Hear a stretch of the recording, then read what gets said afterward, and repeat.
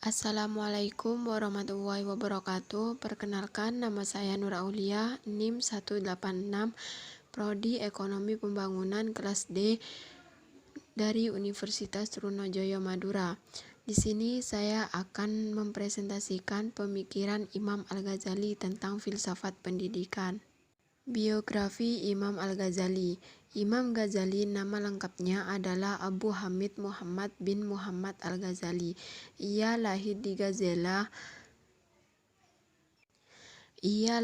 Ghazale, suatu kota kecil yang terletak di Tus, wilayah Khurasan pada tahun 450 Hijriah atau 1059 Masehi dan meninggal pada tahun 505 Hijriah atau 1111 Masehi. Ayahnya seorang pemintal wol yang selalu meminta dan menjualnya sendiri di kota itu. Al-Ghazali dua bersaudara. Ayahnya ketika akan meninggal, ia berpesan kepada sahabatnya agar kedua putranya diasuh dan disempurnakan pendidikannya setuntas-tuntasnya. Sahabatnya segera melaksanakan wasiat tersebut. Kedua anak tersebut dididik dan disekolahkan, dan setelah harta pusaka peninggalan ayahnya habis, mereka dinasihati agar meneruskan pencarian ilmu semampu-mampunya. Di lembaga inilah Al-Ghazali dibesarkan. Ia pernah menjabat rektor Madrasah Nizamiyah di Baghdad. Sejak saat itu Al-Ghazali aktif di dunia pendidikan. Bahkan dalam sejarah perkembangan intelektualnya, Al-Ghazali mulai serius sejak berkarir menjadi dosen. Perhatiannya sangat besar terhadap ilmu pengetahuan dan dunia pendidikan. Al-Ghazali adalah sumber inspirasi kegelisahan nalar. Integritasnya sebagai seorang praktisi pendidikan telah mendorong banyak kalangan mengkaji pemikirannya tentang pendidikan. Maka menggali pemikiran Al-Ghazali tentang pendidikan dalam kerangka menyusun sebuah konsepsi pendidikan Islam secara sistematik adalah langkah yang tepat. Hal ini semakin menemukan korelasinya ketika konsep pendidikan Islam hingga saat ini masih jauh dari ideal. Umat Islam jauh tertinggal dari dunia barat. Mereka telah menghasilkan banyak konsep dan teori yang terinspirasi oleh tokoh-tokoh muslim. Hal yang menarik dan tidak pernah kering dibahas adalah pandangan Al-Ghazali tentang pendidikan Islam, khususnya tentang sistem dan metodologi pengajaran serta relevansinya dengan konteks kekinian. Dalam konteks demikian, agaknya menghadirkan kembali sosok Al-Ghazali sebagai seorang pendidik dengan gagasan dan metodologi di bidang pendidikan menjadi sangat relevan. Di tengah keinginan untuk berbenah diri menuju kebangkitan, pemikiran Al-Ghazali di bidang pendidikan setidaknya bisa dijadikan salah satu inspirasi memulai untuk bangkit. Maka penulis kemudian mengangkat permasalahan ini ke dalam sebuah tulisan untuk dikaji secara profesional dan mendalam. Selanjutnya, membangun pendidikan. Menurut Al-Ghazali, pendidikan yang benar merupakan sarana untuk mendekatkan diri kepada Allah Subhanahu wa Ta'ala. Pendidikan juga dapat mengantarkan manusia untuk menggapai kebahagiaan di dunia dan akhirat. Pendidikan juga sarana menebar keutamaan. Maka untuk mencapai hal itu, dunia pendidikan harus memperhatikan beberapa faktor yang cukup urgent. Al-Ghazali berpandangan bahwa pendidikan harus menempatkan ilmu pengetahuan pada posisi yang sangat terhormat. Maka penghormatan atas ilmu merupakan sesuatu keniscayaan dan pasti. Pendidikan Islam yang tidak melahirkan pribadi yang berperilaku positif bisa dipastikan gagal.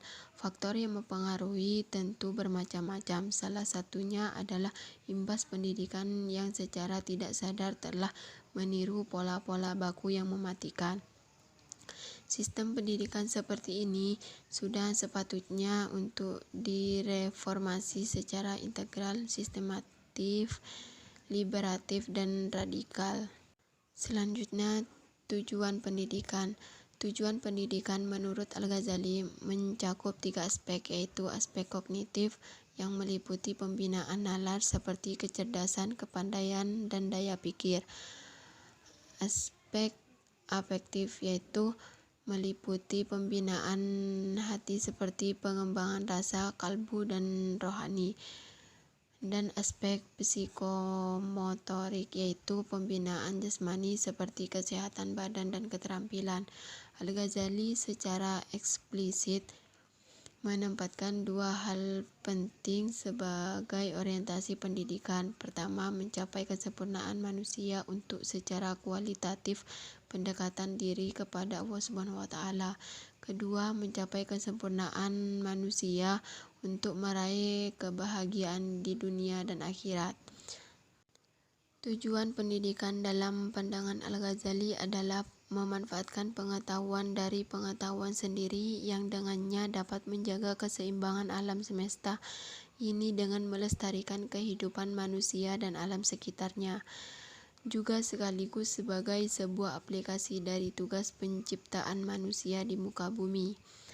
Pemanfaatan pengetahuan itu semata-mata bertujuan untuk ta'abbud kepada Allah Subhanahu wa taala, Tuhan semesta alam.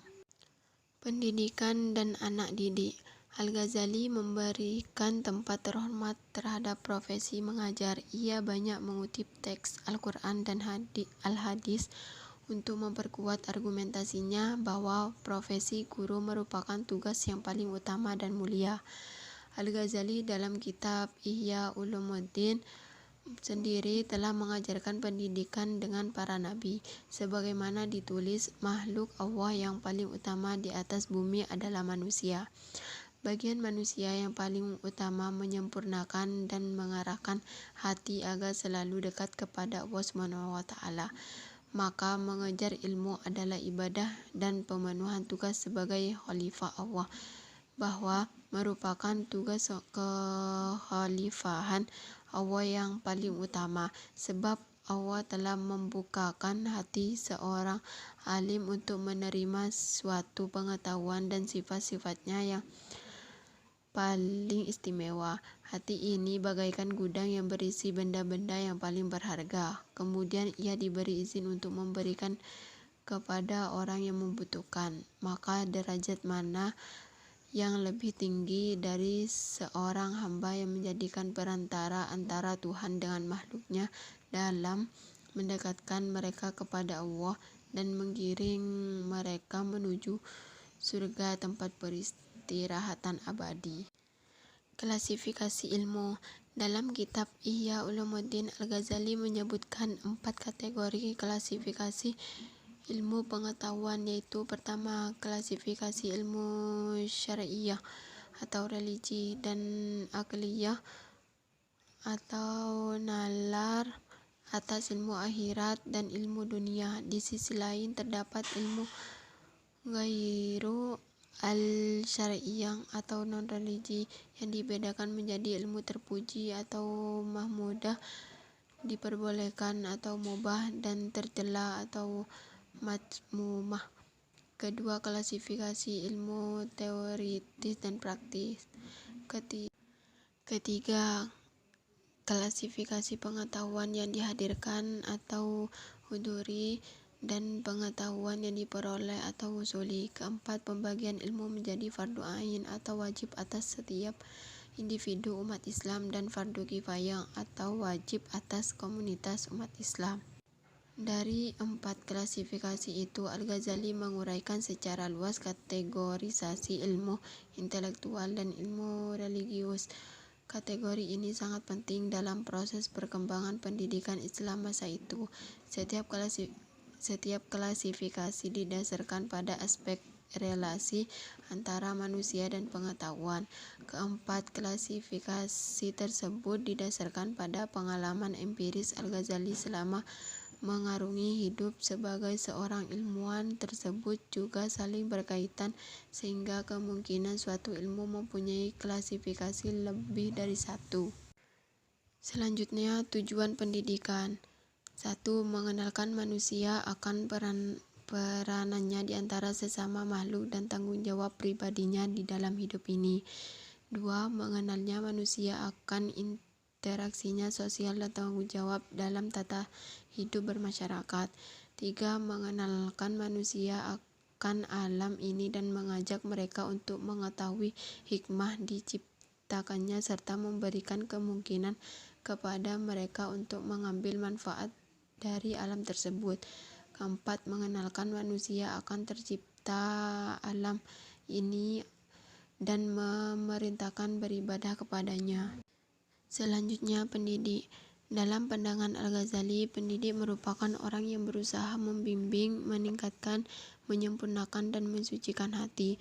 Dengan demikian, dapat dikatakan bahwa pendidik yang dapat diserahi tugas mengajar adalah seorang pendidik yang selain memiliki kompetensi dalam bidang yang diajarkan yang tercermin dalam kesempurnaan akalnya, juga haruslah yang berakal, berakhlak baik, dan memiliki fisik yang kuat.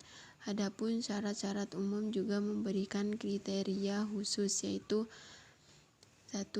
Memperlakukan murid dengan penuh kasih sayang. 2. Meneladani Rasulullah dalam mengajar dengan tidak meminta upah. 3. Memberikan peringatan tentang hal-hal baik demi mendekatkan diri pada Allah Subhanahu wa Ta'ala. 4. Memperingati murid dari akhlak tercela dengan cara-cara yang simpatik, halus, tanpa cacian, makian, dan kekerasan. Tidak mengekspos kesalahan murid di depan umum, menjadi teladan bagi muridnya, dan menghargai ilmu-ilmu dan keahlian lain yang bukan dengan tingkat perbedaannya yang dimiliki itu. Terakhir, memahami perbedaan bakat, tabiat, dan kejiwaan murid sesuai dengan perbedaan usianya. Dalam pandangan Al-Ghazali, murid memiliki etika dan tugas yang sangat banyak, yang dapat disusun dalam 3 bagian, yaitu mendahulukan kesucian jiwa daripada kejelekan akhlak. 2. Menjaga diri dari mendengarkan perselisihan di antara manusia. 3. Mencurahkan perhatian terhadap ilmu yang terpenting, yaitu ilmu akhirat. Sekian presentasi dari saya. Wassalamualaikum warahmatullahi wabarakatuh.